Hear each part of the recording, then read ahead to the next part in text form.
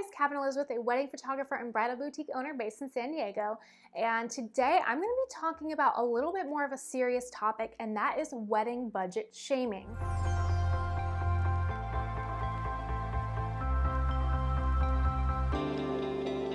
Maybe when you think of wedding budget shaming, you think of a bride or a groom being shamed for not having a big budget. But honestly, what I see way more of on the internet and social media and verbally are people budget shaming brides for spending too much on their wedding or too much on a part of their wedding. That seems to somehow be more socially acceptable to shame people for spending more money or having a bigger budget than it does to have a lower, really tiny budget. Now, either one is wrong, but I'm going to be focusing on why you shouldn't be budget shaming brides and grooms for spending what you think is too much, because that is what I see pop up most often on the internet. Like, oh my gosh, I can't believe they spent that much. What a waste. Like, that's just ridiculous. That money could have done da da da da da. Okay, that is totally a negative, very harmful, just toxic mindset to have. All right. So if you ever find yourself budget shaming or being critical or judgmental of somebody for spending what you think is too much on their wedding, the first thing you need to do is ask yourself, why am I bothered? Or why am I having this reaction to what they're spending on their wedding? And sit with that for a while. When I have negative reactions to things, I like to do that. I like to say, why is this getting to me? Why is this bothering me? And a lot of times I can learn about myself if I sit there and I think through it. I'm like, oh, it's bothering me because I wish I could do that and I can't do that.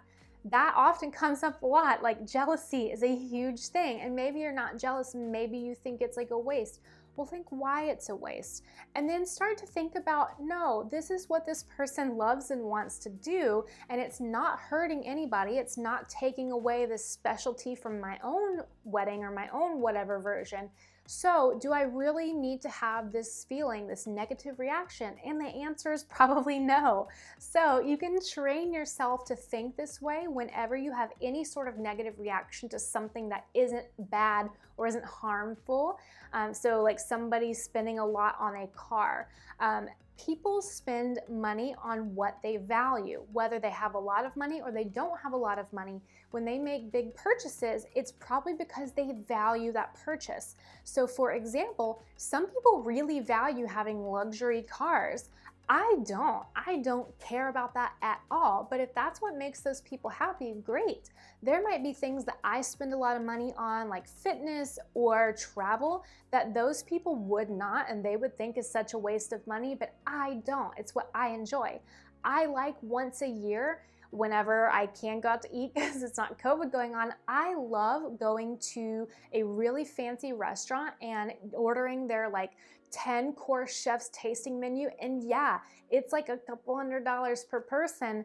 And that's crazy. That is a lot of money to drop on one meal. But to me, I love having that experience. I'm paying for that experience. And even though it's only like being consumed, and so it's technically like not a purchase that will last you, it's like a very fleeting thing, I have that experience and I love it. But some people would never dream of that. My dad would never ever spend that much money on a meal, like ever. But what he will spend a lot of money on is fishing rods or golf clubs. I would never do that. Like, I think that's crazy because I don't value that. So if you start to think about people's spending in terms of what they value, and it's okay for them to value something you don't, them buying that thing or you buying this thing does not affect the other person. So let's apply that same logic to wedding spending. Basically, what I want to encourage is that everybody's budget should be appreciated. Whether somebody has or can only or only wants to spend $1,000, or they spend $1 million on their wedding, which, yeah, that's a crazy amount of money. But to them, that's what they wanted to do. They value that experience that much, or maybe that's what they can afford. And we should just respect that. Whether somebody has a low budget or a really high budget, be respectful of it. Understand that what they're doing for their wedding is not going to have any impact on your wedding whatsoever. So if you have a $10,000 budget and you're looking at somebody who's talking about how they spent $50 on their wedding, don't automatically get upset about that because you can't spend that or because you wouldn't spend that. Maybe you can, but you've decided not to. Everybody's budget is their own and should be respected. And here's the thing too, whenever I see people budget shaming couples for spending too much on their wedding, I'm like, first of all, you're not the one spending that money. So like, why do you care? And a lot of the times they don't even really personally know that person. So they're not going to be at the wedding anyway. So why again, like think about why is it bothering you, or why is somebody bothered by what other people are spending on something that is not harmful? It's a fun event. It's how they wanted to spend their money. So who cares? So the next time that maybe you see somebody on the internet or you hear somebody around you trying to budget shame somebody, whether it's for having a low budget or for having a high budget, just say, hey, you know what? They're doing what they want. This is what they value. This is what they can spend. Maybe they can't really afford it, but they're spending it anyway. But let's just assume that they can't afford it. Just say, hey, they're doing this. It's their own day. Don't worry about it. Like, who cares? They're gonna have a great day. We'll get to enjoy maybe looking at the pictures of it, see all the cool things that their money bought. Like, just think about it that way. And so if you can intervene when you hear somebody else budget shaming, whether it's a high or low budget, you can start to break that cycle of people having toxic, unnecessary reactions to other people's spending. I also want to add to this video, this is the same thing that you should apply to what wedding vendors cost. So in the world of weddings, you will always find vendors who will work for free. Maybe they're like just starting out, they're inexperienced or a friend, and you will find vendors whose services cost more than a luxury vehicle, or sometimes cost more than a house that you could buy in a rural community. So there are vendors who cost everywhere from zero to like tons and tons and tons of money. And if you happen to inquire with a vendor who charges way more than you expected them to charge, please don't say to them, this is ridiculous, outrageous. This doesn't happen. This is very disrespectful. It does happen. Just say, oh, unfortunately, that's going to be way far out of my budget. Can you give me some referrals for people who might be a little bit more affordable? And a lot of the times they're going to be super happy to do that. But never ever disrespect somebody's pricing. I've seen this a lot on TikTok. I don't know if you guys are on TikTok, but I normally don't watch the drama stuff on there. But the balloon drama, if you don't know about this, the balloon drama was like popping up in my feed constantly, even though I wasn't liking these videos. But basically, this woman was charging $300 for a balloon rental for a party, and there were a lot of people attacking her for the fact that she charged $300 to do that. They were also tagging her for her attitude. That's a whole different problem, but I'm just gonna focus on the cost. People charge what they charge for a reason.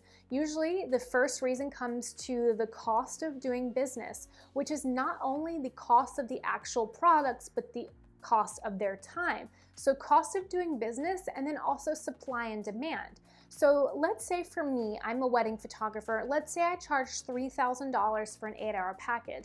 In order to like pay my rent and to pay for all of my life, I'm going to have to do 40 weddings to make enough money at $3,000 a wedding. And I realize that's a lot. Like, I'm able to book 40. Why don't I raise my prices a little bit so I don't have to work as much? I'm able to book all of these weddings. Let's raise it. Let's raise it to $4,000. Maybe now I'm only shooting 30 weddings a year. Okay, maybe now I'm at $8,000 and I'm only shooting like 10. The math probably is not equal for this, but this is just my point. Like, people charge what they charge because they want to support their life with their work and their business, and they also want to do it in a way that might not be overwhelming. Like, I personally would rather charge more and work fewer weddings per year and make the same money as when I was charging less but doing twice as many weddings. That is how I operate, and that's how a lot of business owners I know operate. Some people do like being really affordable and doing a big volume of whatever they do. That is not for me, so I charge higher so that I can work less weddings and I'm able to book up. So that's part of that supply and demand, and also knowing how hard you want to work, how many times you want to work, how many things you can possibly produce without wearing yourself out. So there's a lot that goes into pricing, and again, you will always find people cheaper. You will always find someone cheaper. You can go out today and find a photographer who costs $200 to photograph your wedding, and you can find a photographer who costs $40,000 to photograph your wedding. Like, I would love to be charging $40,000 for a wedding. I don't know that I will ever get to that point, But even though like that's a ton of money, there are people who value it, people who will spend it, and obviously that vendor is probably pretty successful, and the whole reason you reached out to them was because you were attracted to their work or their products.